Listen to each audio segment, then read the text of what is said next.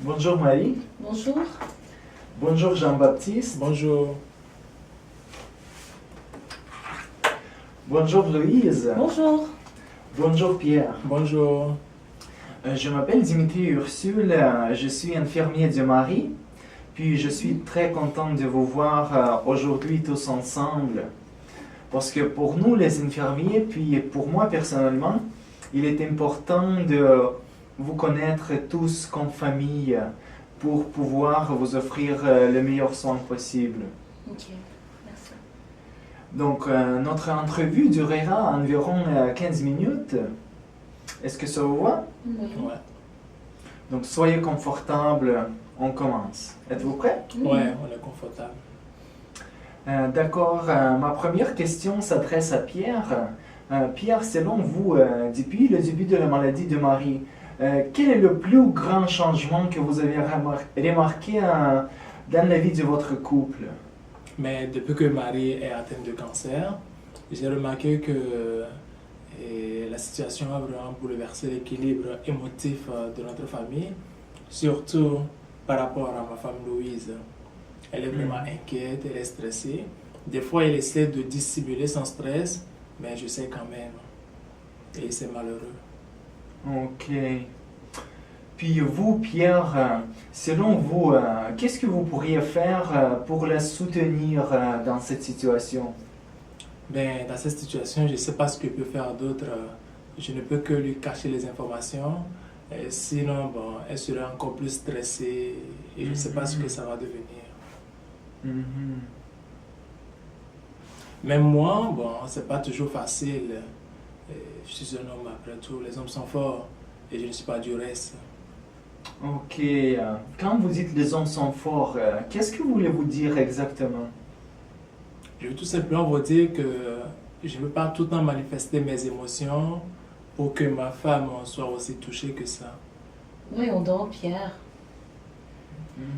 Louise, je vois que vous avez vécu cette situation d'une façon différente.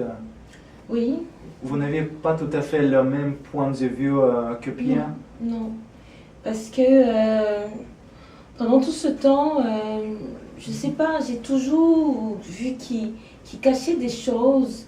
Ça m'était hors de moi. J'étais vraiment inquiète, anxieuse. Je me disais qu'il parlait avec le médecin, que Marie allait mourir. Je sais pas.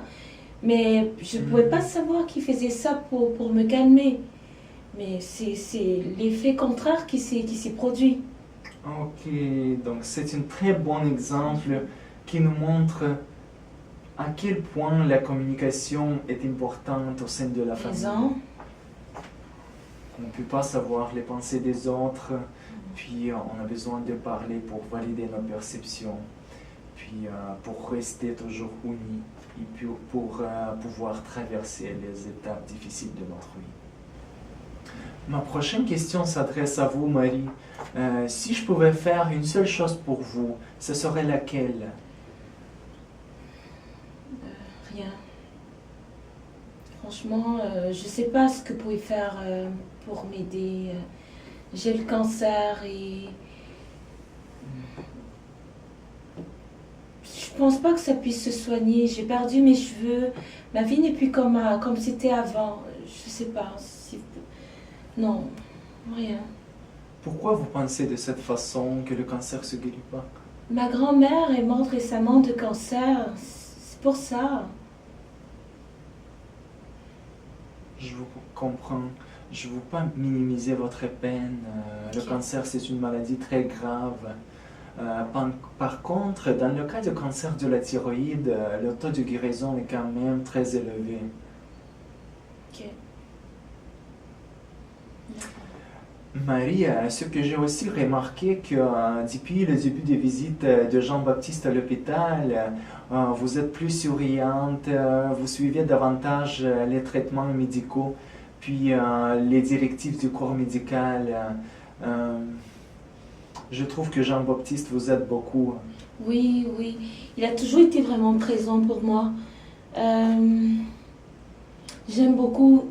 Il est présent, son soutien. Il est toujours là. Il est toujours là. Merci. Puis oui, c'est vrai que ce que Marie dit, Jean-Baptiste, vous êtes vraiment à l'hôpital chaque jour, puis je sais que vous travaillez en même temps, puis vous étudiez à temps plein. C'est pas du tout facile, mais quand même, vous trouvez toujours du temps pour Marie.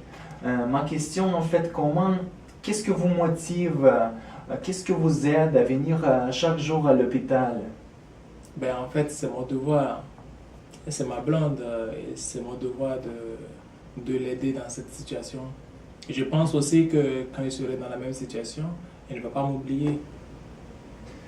Ça me fait plaisir de voir comment vous manifestez vos sentiments à l'égard de Marie Jean-Baptiste. Vous savez que le soutien puis le sentiment d'être aimé est très important pour les gens atteints de cancer.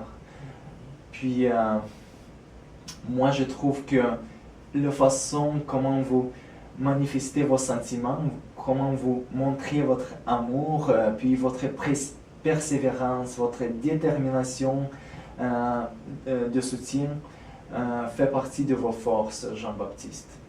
Merci beaucoup.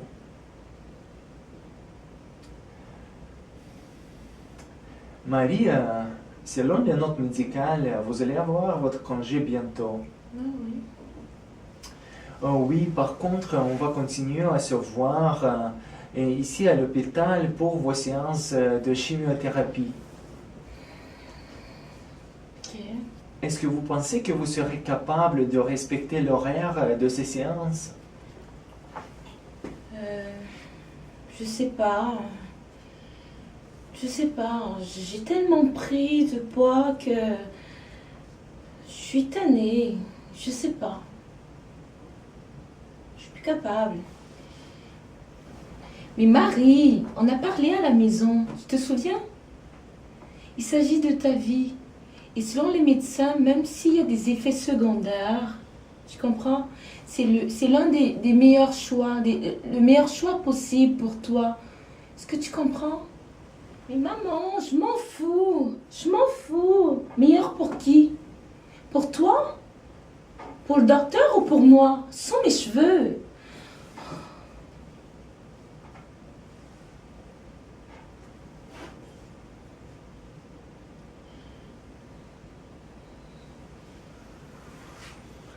Je vous comprends, Marie. Je vous comprends, Louise aussi. Votre image corporelle vous préoccupe beaucoup et c'est normal, surtout à cet âge-là.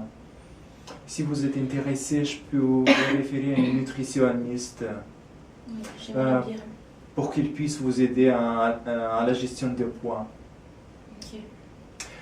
Puis en ce qui concerne les cheveux, vous savez, il y a des perruques où vous pouvez mettre une foulard. Il y en a des très beaux. Ok. D'accord. Merci. Marie, j'avais aussi une question à vous poser concernant vos projets de vie. En avez-vous et puis quels sont-ils?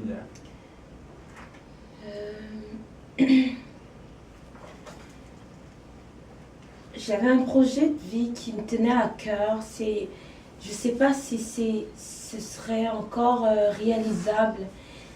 Je voulais devenir avocat comme mon père, mais voilà, mes collègues ils sont avancés, mais moi j'ai dû mettre un terme. J'ai abandonné mes cours à cause de mon traitement. Et voilà, je sais pas si je pourrais continuer. Ok. Effectivement, le cancer, c'est un gros défi. Puis l'éducation, l'emploi, ils sont très importants pour les gens de votre âge. C'est tout à fait compréhensible ce que vous vivez. Mais avez-vous considéré d'autres options, comme une formation à distance? Oh, non, j'ai jamais pensé, mais ça peut être une bonne option, oui. Ça peut être aidant, hein, je pense. Oui. C'est presque la fin de notre entrevue. Merci de votre participation puis de votre ouverture. Avez-vous peut-être des questions qui ont resté en suspens ou des inquiétudes? Non, pour le moment, ça Non, va. ça va. Je ne sais pas si Marie a une question. Là. Non. Et toi, maman? Non? Non. En attendant, je vous distribue des pamphlets de ressources avec qui on Merci. travaille. Solidarité Jeunesse Cancer, c'est une organisation qui offre des rencontres du groupe de soutien, là où vous pouvez rencontrer les gens qui ont passé ou qui passent à travers les mêmes événements que vous. Ok. Euh, Merci. oui. Puis, on se verra dans 2 semaines, la prochaine fois. Puis, moi, je reste toujours disponible. Si jamais vous avez des questions, des inquiétudes, vous pouvez toujours m'appeler. D'accord. Super. Merci. D'accord. Puis, moi, j'aime répéter à mes patients que seul n'est pas un guerrier sur le champ de bataille. Ça veut dire quoi, ça? Autrement dit, que le cancer, c'est un gros défi. Puis, ça nécessite la collaboration de toute la famille pour pouvoir le surmonter. Ok. Ok. Puis, pour notre prochaine rencontre, j'aimerais vous donner une petite tâche. Donc, vous allez identifier un défi que vous avez à rencontrer comme famille, puis vous allez me donner une solution que vous avez apportée pour soulever ce défi. D'accord. Ça va? Oui. Ok. Donc, on se verra dans 2 semaines, puis merci beaucoup de votre participation. Merci. C'est une Merci beaucoup. conversation. Mm.